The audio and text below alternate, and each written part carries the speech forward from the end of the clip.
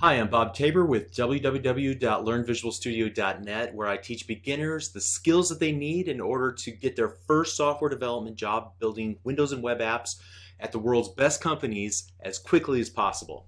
In this lesson, I'm going to install the free edition of Visual Studio named Visual Studio Express that you can use to follow along with the rest of this course. If you already have some edition of Visual Studio 2013 or greater installed, such as Express or Professional, Premium, or Ultimate, then you can skip this lesson and continue on to the next one where we build our first app. Also, if you're adept at installing your own software, then I'm willing to bet that you could probably figure this out on your own. Okay. Like I said, the free edition Visual Studio Express can always be downloaded from Microsoft.com/Express, and it will forward you to the right page. It happens to look like this now, but they change it up occasionally, so don't be jarred if it looks a little bit different. And on this page, you're going to quickly come to realize that there's not just one free Express edition, but there's several. And you're going to choose the one that you need based on the platform, or rather, depending on the type of application that you want to build. So, for example, if you scroll down on this page, there's Express 2013 for web, Express 2013 for Windows, Express 2013 for Windows Desktop, and Express 2013 for, where are you? There you are, Windows Phone.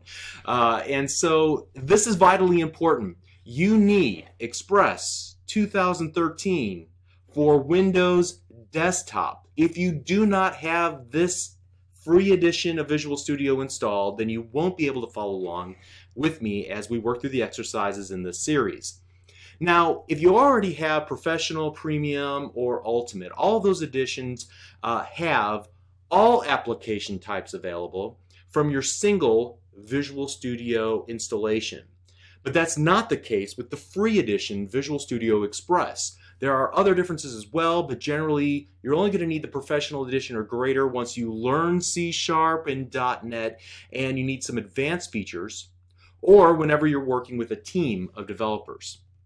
So a common mistake that new developers make whenever they're attempting to follow along in this series is that they mistakenly download Express 2013 for Windows instead of for Windows Desktop. So you would use the Windows edition for building store apps, you know, like the Windows Store. And we have a whole series about that on Channel 9 and then also on Microsoft Virtual Academy if you're interested in that. But we're going to use, let's get back to the desktop, we're going to use, where are you? There you are, Express 2013 for Windows Desktop to create simple console window applications in this course.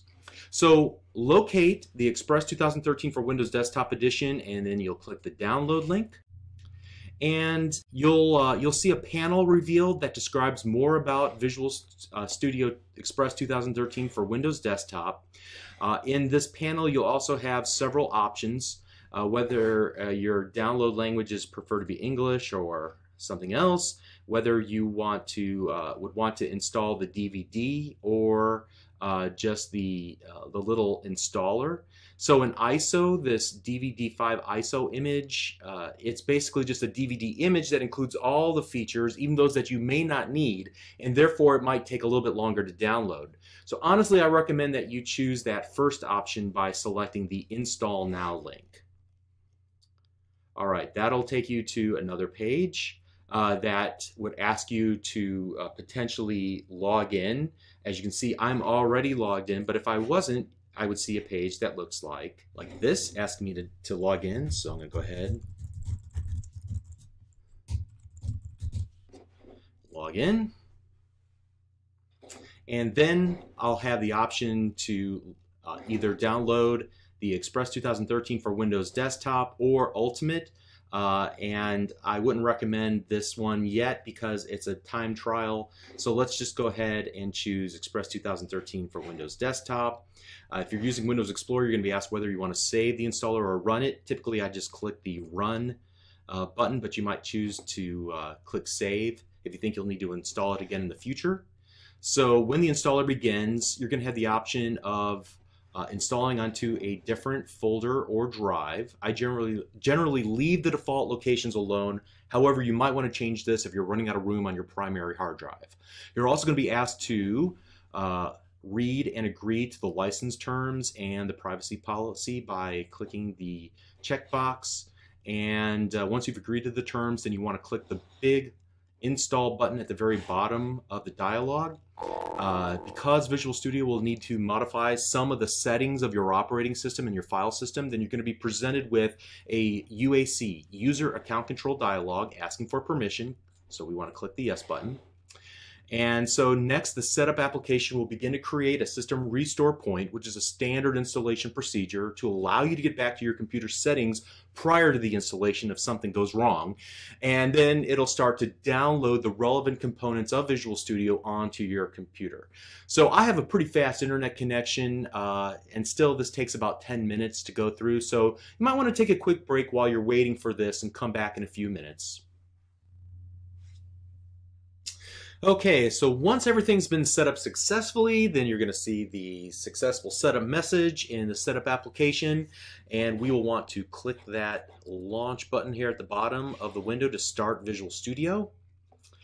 And here again, we're going to ask to sign into Visual Studio. This time it explains that you're going to gain some benefits from signing in. However, you can skip this step if you want to with that little link below the sign in button.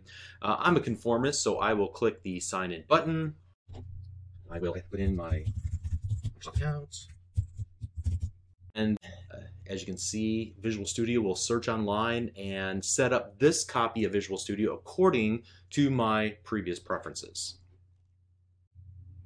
And after a moment or so, I see the Start Page tab loaded in the main area of Visual Studio, indicating that I'm ready to get started.